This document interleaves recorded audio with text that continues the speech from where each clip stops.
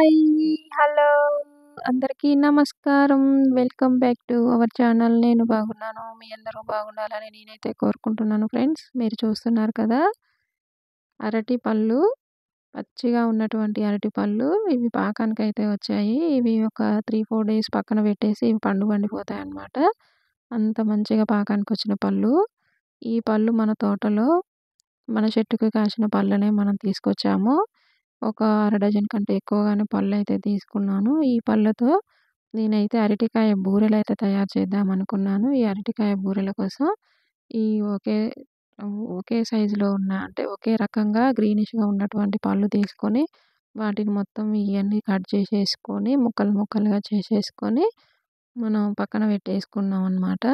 శుభ్రంగా కడిగేసి పొట్టు తీయకుండా మనకి గ్రీనిష్‌గా ఉన్నటువంటి అరటికాయ పొట్టు మీదనే ముక్కలుగా కట్ చేసేసుకోవాలి. అటున్న ఇటున్న కొసలు కూడా కట్ చేసేసుకోవచ్చు.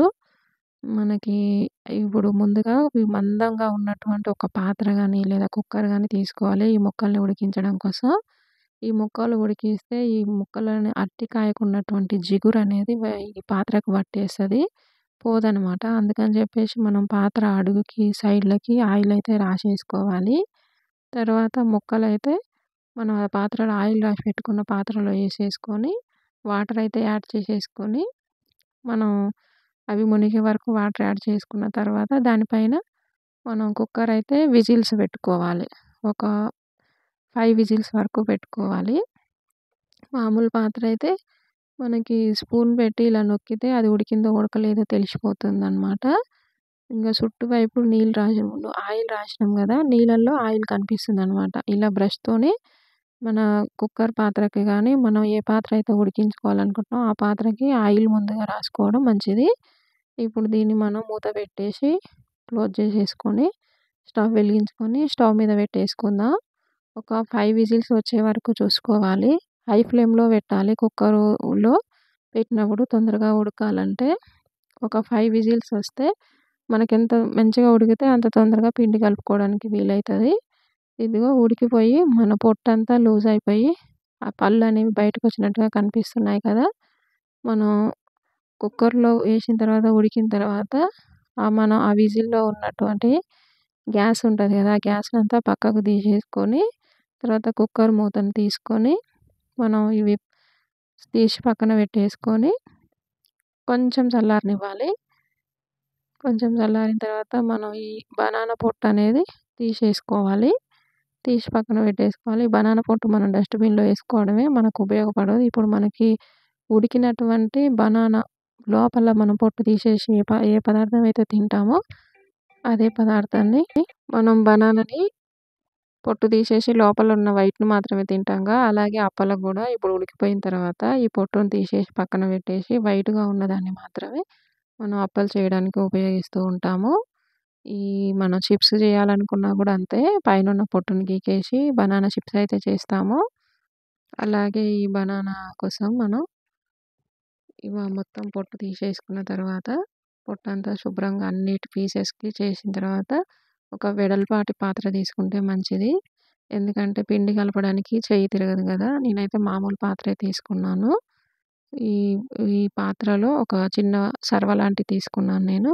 అందులో మనం పొట్టు తీయగా మిగిలినటువంటి బనానా తొక్కలు పక్కన పడేసినంక, ఈ బనానా వైట్ అనేది ఉంటది గదా! ఉడికిపోయినది. దాన్ని ఆ సర్వలో ఏసేసి, దాన్ని నేను స్మాష్ చేస్తున్నాను. పప్పు గుత్తి లాంటిది ఉంటది గదా! దాంతో గూడా చేసుకోవచ్చు. ఏదైనా బలమైనది పెట్టేసి నొక్కేస్తే అది ఉడికిపోయే ఉంటాయి గదా! ఆల్మోస్ట్‌గా. అయితే అక్కడక్కడ గడ్డలు గడ్డలుగా గూడా ఉంటది. దాన్ని మనం చేయితో ఇలా పిసికేస్తే సరిపోతది. ఈ మిశ్రమంలోకి మనకైతే కొంచెం పదార్థాలైతే రెడీ చేసుకోవాలి. అప్పలు చేసుకోవాలి కాబట్టి, మరీ హెవీగా ఎక్కువ ఏమైతే ఉండవు ఇందులో ఏసుకోవడానికి.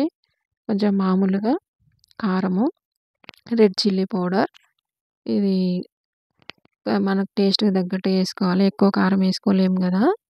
కానీ బనానా అనేది తీపిగా ఉంటది కాబట్టికి మనం కారం యాడ్ చేసుకోవడం, ఉప్పు యాడ్ చేసుకోవడం వల్ల కొంచెం తీపనేది తగ్గిపోతది. సో, మనం కొంచెం కారం ఏసుకోవాలి. ఈ మిశ్రమం మెత్తగా అయిపోయిన తర్వాత, ఇప్పుడు నేను ఇందులో కారం అయితే ఏశాను ఒక స్పూను. తర్వాత ఒక స్పూనయితే పసుపు అయితే యాడ్ చేసేసుకోవాలి. పసుపు యాడ్ చేసుకున్న తర్వాత కొంచెం జీలకర్ర యాడ్ చేసేసుకోవాలి. కొంచెం జీలకర్ర కూడా వేసుకున్న తర్వాత మనం సాల్టు, జీలకర్ర, ఒక స్పూన్ సాల్ట్ కూడా యాడ్ చేసేసుకున్నాము. ఇప్పుడు మనం 3 అయితే యాడ్ చేసుకున్నాము. కారము, పసుపు, సాల్టు. వీటితో పాటుగా మనం కొద్దిగా వాము, జీలకర్ర ఈ 2 కూడా యాడ్ చేసేసుకోవాలి. ఈ వాము, జీలకర్ర మనము ఈ మిశ్రమంలో వేసుకున్న తర్వాత ఇందులోకి మనము కరివేపాకు శుభ్రంగా కడిగి పెట్టుకున్న కరివేపాకు, అలాగే శుభ్రంగా కడిగి పెట్టుకున్నటువంటి కొత్తిమీర, పుదీనా అవి ఖచ్చితంగా వేసుకోవాలని ఏం లేదు. ఆప్షనల్. ఉంటే వేసుకోవచ్చు, లేకపోతే అవసరం లేదు. ఇవి మనం యాడ్ చేసేసుకొని ఈ పిండిని అయితే మెత్తగా పిసకాలి. దీంట్లోకి ఇప్పుడు మనం కారము, ఉప్పు, జీలకర్ర, వాము అన్నీ వేసి కలిపాం కదా. కరివేపాకు, కొత్తిమీర, పుదీనా కూడా యాడ్ చేసేసుకోవాలి. ఇవి వేసుకున్న ఒకటే, వేసుకోకున్న ఒకటే. కరివేపాకు అయితే ఖచ్చితంగా వేసుకుంటే మంచిది. కొత్తిమీర, పుదీనా అయితే మనకు అవైలబుల్గా ఉండదు కాబట్టి అది వేసుకోకున్నా పర్లేదు. అలాగే ఇందులో మనం బియ్యం పిండిని అయితే తీసుకుంటాము. బియ్యం పిండి వేసేసి ఈ మిశ్రమంలో బియ్యం పిండిని తీసుకొని బియ్యం పిండి వేసేసి మనం ఉండలు పిసుకుతున్నప్పుడు మనకు బనానా కొంచెం గట్టిగా ఉంటుంది కదా, మెత్తగా స్మాష్ కాకుండా ఉన్నది అదంతా స్మాష్ చేసుకుంటూ మంచిగా పిసుక్కోవాలి. అయితే ఈ పిండిని మనం ఇలా పిసికేటప్పుడు, ఇలా కలుపుకునేటప్పుడు, అంటే ఈ పిండిని ఈ బనానా దాంట్లో మనం పిండిని వేసి కలిపేటప్పుడు బనానా అనేది కొంచెం ముద్దలుగా ఉంటుంది కదా, అది కూడా మెత్తగా చేసుకుంటూ మంచిగా పిండిని అయితే కలుపుకోవాలి. 5 వేళ్ళతోటి ఇట్లా మన అరచేతిలోకి వచ్చేటట్టుగా మంచిగా కలుపుకోవాలి. పిండి కలిపేటప్పుడు మనం దాన్ని ఉపయోగించి కలపలేము, చేయితోని కలిపితేనే మంచిది. మనకి క్వాంటిటీ పిండి సరిపోయిందా లేదా అనేది మనకి పిండిని ఇట్లా రోల్గా చేసేస్తే రోల్ అవుతుందా, రావట్లేదా, ఇంకా పిండి పడుతుందా అనేది మనకు తెలిసిపోతుంది. ఎందుకంటే మనం మామూలుగా మన చపాతీ పిండి చేస్తాం కదా, ఆ చపాతీ పిండి రౌండ్గా చేస్తానికి ఎంత క్వాంటిటీలో మనం పిండి కలుపుతామో ఆ విధంగా మనం పిండి కలుపుకోవాలి. తక్కువనే పిండి పడుతుంది మనకి. ఒక అరసోడు గ్లాస్ అంటారు కదా, ఒక పెద్ద గ్లాసు, ఒక గ్లాస్ పిండి అయితే పడుతుంది. మిగిలిన మిశ్రమం అంతా మనకు బనానాదే. ఈ బనానాతో మాత్రం అప్పలు చేయలేము, కొంచెం పిండి యాడ్ చేస్తేనే మనం చేయగలుగుతాం. ఇగో చూడండి, నేను సరిపోతుందా లేదా అని చెప్పి చూస్తున్నాను, కానీ ఇంకా కొద్దిగా పౌడర్ అయితే వేసుకోవాల్సి ఉంటుంది. బియ్యం పిండి, రైస్ ఫ్లోర్ అయితే వేసుకొని కలుపుకోవాలి. ఇంకా కొద్దిగా పడుతుంది, ఇంకా కొంచెం వేసేసుకొని కలిపేసుకుంటే మనకి పిండి అనేది మనం చపాతీ చేయడానికి పిండి కలుపుకుంటాం కదా, ఆ విధంగా ముద్దగా రౌండ్గా వచ్చేస్తుంది పిండి అంతా. ఇక పిండి కలిపిన తర్వాత మనకి రౌండ్గా వచ్చేసింది. ఇక ఇది కారపప్పలు చేసుకుంటాం, సొరకాయ బూరెలు చేసుకుంటాం కదా, ఆ టైప్లో ముద్దగా వచ్చేసింది పిండి. ఈ క్వాంటిటీ వచ్చే వరకు బియ్యం పిండి కలుపుకోవచ్చు. కలుపుకొని ఇప్పుడు మనం స్టవ్ వెలిగించుకొని స్టవ్ మీద ఒక కళాయి పెట్టేసుకొని అందులో డీప్ ఫ్రై చేయడానికి సరిపడినంత ఆయిల్ అయితే పోసుకోవాలి. చూడండి, ఉండలు మంచిగా వచ్చేసినాయి కదా. కారపప్పులు చేయడానికి, సొరకాయ బూరెలు చేయడానికి అనువుగా చేసుకున్నట్టుగా మంచిగా ఉండలు వచ్చేస్తున్నాయి. మనం చెయ్యి మీదనే చేసి వేయొచ్చు. చేతి మీద చేసుకోలేని వాళ్ళు మన కవర్ పెట్టేసి కవర్ మీద ఆయిల్ రాసేసి కొంచెం ఒత్తేసి ఆయిల్లో డీప్ ఫ్రై చేసుకోవచ్చు అన్నమాట. నేనైతే నా అరచేతిలోనే ఒత్తేసి ఆయిల్లో వేసేసుకుంటాను. 2 చేతులతో రౌండ్స్ వేసి ఒక అరచేతిలో ఒత్తి ఒకదాని వెంబడి ఒకటి ఇలా ఆయిల్లో వేసేసుకొని నేనైతే చేసుకుంటాను. చేతి మీద చేసుకోలేని వాళ్ళు ఒక కవరు, ఒక కవర్ గానీ, లేదా ఒక ఆయిల్ ప్యాకెట్స్ ఉంటాయి గదా! ఖాళీ ఆయిల్ ప్యాకెట్స్ మీద గానీ ఆయిల్ రాసేసి కొద్దిగా ఉండలు పెట్టేసి ఒత్తేసి హోల్ పెట్టి తీసేస్తే సరిపోతది.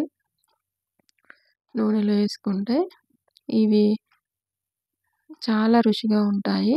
తింటా ఉంటే తినబుద్దయితది. ఏమాత్రం త్రేపి తలగదు. పిల్లలైతే చాలా ఎక్కువ ఇష్టంగా తింటారు.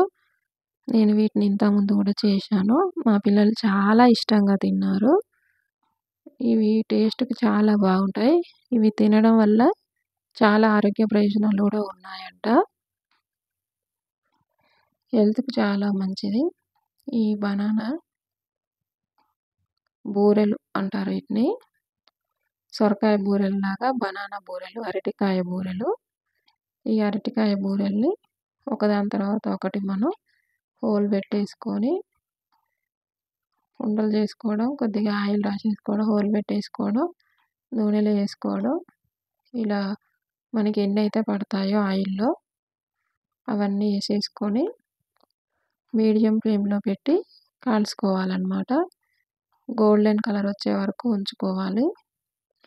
కొంచెం ఎక్కువ కలర్ వచ్చినా పర్లేదు. ఇదిగో ఇప్పుడే వచ్చేసింది. లైట్ కలర్ వచ్చేసింది. ఇంకా కొంచెం తిక్కు కలర్ వచ్చే వరకు ఉంచుకోవాలి. ఒక్కొక్కటి నెమ్మదిగా తిరిగేసుకుంటూ అటు ఇటు తిప్పుతూ చేసుకోవాలి. ఇవి అయినట్టుగా మనకెట్లా తెలుస్తుందంటే, ఈ ఆయిల్‌లో వచ్చేటటువంటి బబుల్స్ తగ్గిపోతాయి. ప్లస్ కలర్ గూడా చేంజ్ అయిపోతది. మనం ఏసినప్పుడు పిండిలా ఉన్నవి ఇప్పుడు కలర్ చూడండి ఎలా మారిపోయినాయో. పూర్తిగా పర్ఫెక్ట్‌గా అయిపోయినాయి. చాలా బాగుంటాయి. చాలా స్మూత్‌గా ఉంటాయి. చూడండి తుంపగానే తునిగిపోతున్నాయి. తినే కొద్దీ తినాలనిపిస్తుంది. వేరే వాళ్ళకి ఇవి ఇస్తే ఇవి బనానాతో చేసినయి అని చెప్తే వాళ్ళు నమ్మలేరు. ఎందుకంటే ఏమాత్రం వీటిలో తీపైతే ఉండదు. చాలా బాగుంటది. మనం ఉప్పు, కారం మంచిగా ఏసుకుంటే ఇగ బనానాతో చేసినయి అని అంటే ఎవ్వరు నమ్మరు. పిండితో చేసినయి అని చెప్తేనే నమ్ముతారు ఫ్రెండ్స్.